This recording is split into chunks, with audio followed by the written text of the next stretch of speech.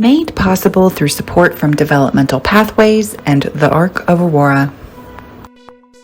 A Think Change training. Hello, everyone, and thank you so much for tuning in to another Think Change vodcast series. Today, we are tuning in for another episode with another special guest where we're talking about all things CBD and developmental disabilities. Today, I am joined by a special guest, Bridget, who's going to be talking with us today all about school and CBD and what we need to know. But before we dive in, I just want to give everyone a gentle reminder that we are not here today to give any type of legal or medical advice, and we really encourage you to consult with your own personal, medical, or legal advisors for specific and personalized advice. So now that I have that out of the way, Bridget, would you care to introduce yourself to everyone who's tuning in, whether they're listening in or viewing this via podcast, and let them know who you are, what you do, and a little bit about yourself? Absolutely. I'm Bridget Danderosa-Rett, and I have run an advocacy and nonprofit agency for the last 10 years. I work in policy for CBD, hemp, and medical marijuana, and we also do charity within our community. And so I work very closely with the laws and with the patient community. So I have the benefit of seeing how the laws work and how it's implemented in the patient community. That's great. I mean, yes. Especially having that perspective. I mean, that's not just like your tunnel vision in one thing. You have your hands in a couple different things and have, yes, I think, a really unique perspective on all of that. Absolutely. I love that. That's great. Well, thank you for your contribution to the community. Thank you. So when we're talking about CBD and kids in school settings, I think there's oftentimes misconceptions and confusion, and people sometimes don't really know where to go for information. So that's why you're here today, to really help us answer these foundational questions for people. And so one of the questions I have for you is just talk to me about CBD use in schools. Absolutely. It's been a very long road with CBD use in schools. It took many trips up to the Capitol and legislation, but right now the current rules are for CBD use, you have to get a doctor's note, fill it out. Schools are required to keep it on site with all of the other medications and treat it just like other medications, except they don't have to administer it. There's a discrepancy between federal law and state law, and so the schools are concerned about their federal funding, and most schools will not administer it. So if your child needs a dose of CBD or a rescue during the day, unless you have a volunteer, and it does not have to be the school nurse, but unless you have a volunteer in that school to administer it, you'll have to come and give their dose to them. And that's kind of where we are, and that's about the best we can do until federal law changes. Got it. Which I could see as a parent or as a caregiver of someone who has a child who needs CBD all the time. I could see how that could be frustrating and challenging, and I think really every district could potentially kind of view this differently. They do. And so that's something that I think is really important for people to know, is that it's just not all one size fits all. And so when you talk about having a volunteer there, or you know, maybe the family member needs to actually go to the school to help with it, like Bridget said, that's kind of where we're at right now, but that definitely is an option, and so that's good news. What do you feel like, we just talked about the federal funding and kind of those limitations within the schools. Yes. I mean, what do you feel like could change to expand CBD choice and access for children with disabilities in schools? There are a couple things I think that we could really change. At the school district level, you can actually get your school and the school board to come up with a policy that would allow for CBD use and administration on site from staff. And that, I think, would be instrumental. There are only 2 school districts that I'm aware of that have volunteers where they've okayed it for the volunteers to administer on site. At that point, it's up to each individual school.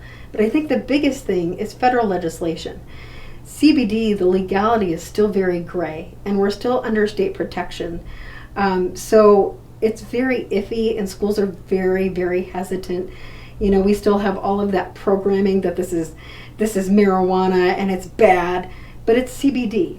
And there are a lot of very proven benefits and reasons to have it. It's used as a rescue medication if somebody's having intractable seizures. It's used as dosing for children with autism, muscle spasms, all sorts of different behaviors that could actually, if controlled, the kids would actually have a much better time in school. But with federal legislation being what it is, the schools really don't want to administer it. It's almost like ew, we don't want to touch this unless we're forced. So I think working with your school board directly, working with your school directly, helping to educate them, but also keeping a focus on what's going on the federal level. And unfortunately, this is an FDA issue, and the FDA has been sitting on this issue since 2018, and it's not gone anywhere. So we're in limbo. And not all of us are good at doing the limbo. No, that probably would not be good. No. And I super appreciate you sharing that it's not a perfect world right now on CBD use when it comes to these kiddos, but I do really appreciate you sharing, like, you do have an option. You can talk to the school. You can see what we can kind of work together to make it so that maybe this kiddo can get their rescue medication, or if maybe they do have seizures, how that works, or if maybe they do have behaviors that they can come in at a certain time or get that through the school at a certain time. So that, I think those are really helpful tips for people, because it could feel at times, I think, that you feel kind of lost, especially when we have kind of these laws kind of blocking the access at times. Absolutely. We've had lots of situations. For instance, there was a patient in our school district where they told his mother that if he was having a seizure, they would carry him to the property line of the school and let the mom come and administer the rescue medication, which by that time he could be in status. And that was just totally unacceptable. So we went back and made sure that at least at bare minimum, it can be stored on site using all of the same protocol that they would use for any other medication, whether it be insulin or Ativan or just whatever medication they use. So it does have to be there. And slowly but surely, people are opening up to it, and you're getting volunteers, maybe not necessarily nurse, but the parapro or a teacher or just somebody, and they are protected under the Good Samaritan law. We made sure that was in the bill as well. And so slowly but surely we're getting there, but it's still a lot of confusion, and it is work on the parents' side for having to go to the school, having to talk to the administrators, the teachers, the school board, and up to CASB and onto the state. So it is a little cumbersome, but it does sound like it. But it is some progress. But it is possible. Yes. It's possible, and that's what we want you to walk away with today, that it is possible. And we have lots of students who are actually on site with their CBD, and they're having no problems. They're thriving in school. So it's done amazing things. Their teachers are amazed at how much these children have been able to grow just since CBD was started. And when it works, it's wonderful. So I love to hear that. Yes. It's always nice to hear success stories. I don't think we hear enough of them. Exactly. Yeah. Exactly. Thank you. So you talked about this a little bit already about, what steps could a parent or caregiver take to talk to their school about their child's CBD use? You already gave some really great tips already. Is there anything else that you want to kind of piggyback off of what you've already shared? Well, first of all, if you're going in to talk to your child's school, what I would do is I would arrange a meeting with the teacher, a teacher's assistant, and then the principal's assistant or the vice principal. And then bring all the information about the bill so that they know what their rules are. They know they have to keep it on site. It's not going to be optional. But then kind of negotiate with them. Let them know, hey, if you do choose to administer this, if my child is seizing and needs a rescue medication, if you choose to administer this, you are protected under state law, even though you're on federal ground. And we do actually have a letter from the Board of Education or the Department of Education that says they won't lose their federal funding. So I do have those materials, and I can pass those along to you to give to anybody. There's a nice little handout that I've put together. It talks about all the different ways that it's being used in schools, and just talk to them. They want your kid to thrive too. They really do. So A lot of schools are very amenable to it, and don't be afraid to go in. It may be sticky and uncomfortable at first, but we never get anywhere unless we get uncomfortable. That's fair. That's Yes. absolutely fair. And I appreciate you actually offering to give us some materials, and we'll be sure to link that in our show notes for everyone. And so that way you can also have access to what Bridget was just sharing with you, so that you have those tangible resources to help reinforce what you learned today with our time with Bridget. So thank you for that. That's great. Do you have any other solutions or suggestions for a parent whose child may need or use CBD in schools and they run into challenges? I mean, we've talked all about like some solutions, some steps, but do you have anything else that maybe you would add to that? Absolutely. There are a lot of times we have to get advocates involved. And what we do, and I am one of those advocates, I've gone into several school districts. The materials I created have been used all over Colorado to help school boards understand the need for these certain things. So it's okay to call in reinforcements. So if you start receiving challenges to that, call in reinforcements. We will be glad to show up to meetings. We would be glad to hop on Zooms, get other parents. We can connect you with other parents who are successfully using CBD in the classroom. Their child has access to it, and they can tell you how they did it and walk you through it, and then pat your shoulder when things don't go your way.